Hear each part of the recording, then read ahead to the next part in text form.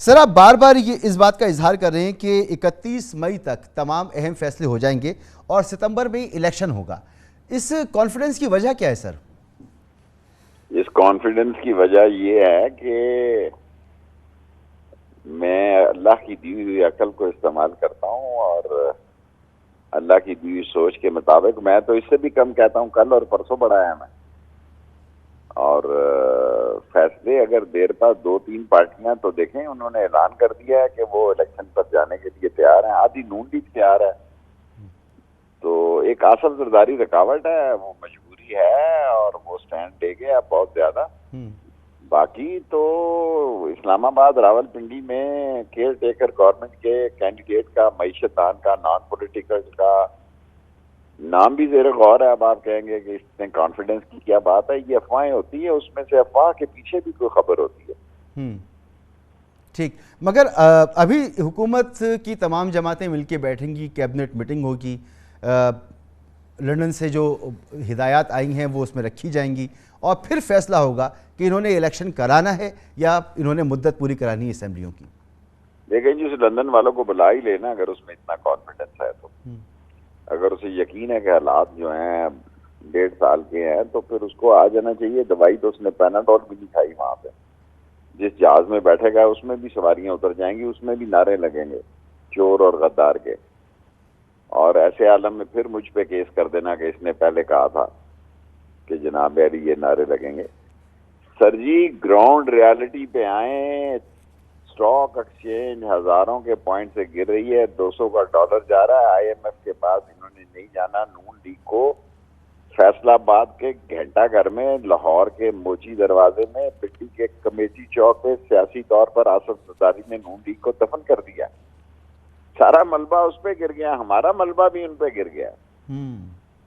हम भी जब महीना 1.5 महीने परेशानी के जिस आलम में गए हैं, कुदरत की तरफ से आप देखें कि सूरत हाल ही हमारी बदल गई है, पॉजिटिव हो गई है, इनकी नेगेटिव हो गई है। आसफ जरदारी अब इलेक्शन को जितना डिले करेंगे उतना अपने लिए मसले पैदा करेंगे। और इमरान खान की अगर लॉन्ग मार्च से पहले इन्होंने एमिकेबली इस बात का अंदियाना दिया कि इलेक्शन पर जा रहे हैं तो फिर अनारकी हो जाएगी, कोई श्रीलंका बन जाएगा। फिर क्या आएगा जी, किसी के हाथ कुछ नहीं आएगा, नाम रहेगा अल्लाह का। और डिफॉल्ट हो गए तो फिर एटॉमिक मिसाइल है हमारे, वो कहेंगे दो। आप स्टेबल नहीं है, आप इस काबिल नहीं है इस्लामी मुल्क में कि आप इतनी बड़ी लेटेस्ट टेक्नोलॉजी और इतनी अजीम फौज जो है हमारी, कुर्बानियों से लबरेज अजीम आर्मी जो है वो बाखबर है, बेखबर नहीं है हालात के आने वाले दिनों के लिए। हर एक को फिक्र है क्योंकि उनकी पाकिस्तान से ज्यादा कमिटमेंट है। शेख साहब, इतने जतन करके और इतनी मेहनत करके और किस किस को अपने साथ जोड़कर ये हुकूमत बनाई है, अभी तो 1 महीना हुआ है, 1 महीने बाद ही ये कैसे फैसला कर लेंगे? शहबाज शरीफ साहब की बरसों पुरानी ख्वाहिश पूरी हुई, माशाल्लाह वो अब वजीर आज़म हैं, तो कैसे ये फैसला कर लेंगे कि फौरी इलेक्शन का फैसला कर लें? ख्वाब की ताबीरें उल्टी होती हैं। मुनव्वर ज़रीफ की एक फिल्म थी, वो ख्वाब देख रहा है, परियां डांस कर रही हैं, तालियां बज रही हैं, आँख खुलती है तो पंजाबी में पैंदे कहते हैं ना, चारपाई के पैंदे में उसकी गर्दन फंसी हुई, टांगे आसमान पे थी। गुजारिश ये है कि जिसने भी ये मास्टर प्लान बनाया वो बड़ा बेवकूफ था, उसने इमरान खान को हीरो बना दिया। जिसने भी इसका मास्टर प्लान बनाया, जिसने इसको इम्प्लीमेंट किया, जिस बंदे ने इस पर काम किया, उसने अपने अकली नाअहल होने का सबूत दिया।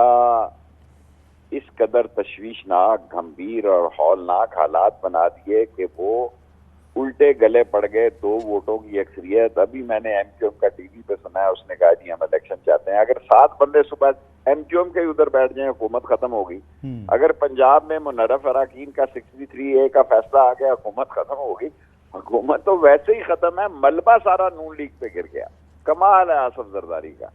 अभी आपने मास्टर प्लान की बात की, आज जरदारी साहब का भी आप जिक्र कर रहे हैं, तो जरदारी साहब तो इस मामले में बड़े कोहना मश्क तस्वुर किए जाते हैं कि वो प्लान बनाएं तो वो तो नाकाम नहीं होता और बड़ी तैयारी से आते हैं। पता राना सनाउल्लाह इसी किस्म के बनाते हैं ना। उसने भी मुर्तजा भुट्टो की लाश 3 घंटे नहीं उठने दी घर के से, इनके बाहर से चौक में।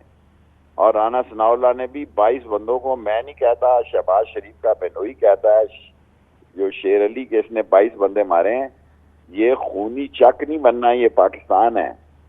ये यहाँ पे अगर बात फैल गई तो चौक गली मोहल्ले में फैल जाएगी, तो फिर ये सब जाएंगे, फिर अल्लाह अल्लाह होगी यहाँ पे। ये आप कहते हैं 1.5 महीने में कुछ संभालो ना, फैसला करो, जाओ IMF के साथ फिर करें डील। मेरा मतलब कोई तो फैसला करो ना, या इलेक्शन का फैसला करो या IMF का फैसला करो, मुल्क को डिफॉल्ट से बचाओ। कोई इकोनॉमिक क्राइसिस, जिस किस्म के भी क्राइसिस हैं, पॉलिटिकल क्राइसिस है, इससे निकालो इस मुल्क को। अगर नहीं निकालोगे तो क्या तुम अस्साम पे दिक्कत लाए हो? मास्टर प्लान फेल हो गया, मास्टर प्लान उलट हो गया। जिसने भी ये बनाया है उसको चौक में जूतियां पड़नी चाहिए।